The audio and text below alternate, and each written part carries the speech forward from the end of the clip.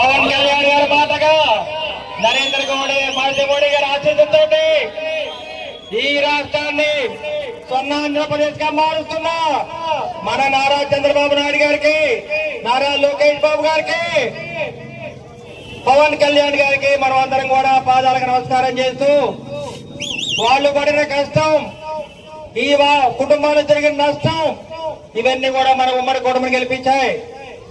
కష్టపడ్డాం, నష్టపోయాము. అక్క చెల్లెలు ఎన్నో అవమానాలు పడ్డారు. అన్నదమ్ముల మీద ఎన్నో కేసులు పెట్టారు. వైసీపీ మాజీ ఎమ్మెల్యే గోపిరెడ్డి శ్రీనివాసరెడ్డి గాని, వైసీపీ సీఎం జగన్మోహన్ రెడ్డి గారి ఒకటే గుర్తుపెట్టుకోవాలి, ఈ ఉమ్మడి కూటమి నాయకుల మీద మీరు ఎన్ని లక్షల కేసులు పెట్టారో ఒకసారి ఆలోచన చేయండి. గంజాయి కేసులు పెట్టారా, ఎక్సైజ్ కేసులు పెట్టారా, రేప్ కేసులు పెట్టారు, ఎస్టీ కేసులు పెట్టారు, ఎన్నో విధాలు మమ్మల్ని ఎదిరించారు. అందరం కూడా ధైర్యంతో ముందుకెళ్ళాము.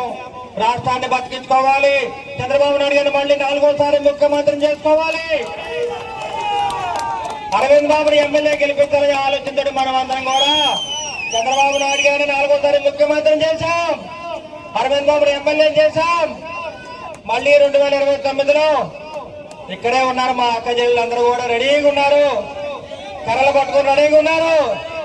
2029లో అరవింద్ బాబుని ఎమ్మెల్యే గెలిపిస్తారు. మళ్ళీ చంద్రబాబు నాయుడు గారిని 5వ ముఖ్యమంత్రి చేసుకుంటామని చెప్పి తెలియజేస్తూ, ఇంత ఎండలో కూడా, ఇంత కష్టమైన వడదెబ్బ తగిలిన మా అక్క చెల్లెళ్ళు, మా శక్తి మహిళలు, వీర మహిళలు మరి ఎంతో కష్టపడి, కష్టం అనుకోకుండా, అందుకని మీ కష్టాన్ని చూసి నారా చంద్రబాబు నాయుడు గారు ఇవాళ తల్లికి వందనాన్ని వదిలాము.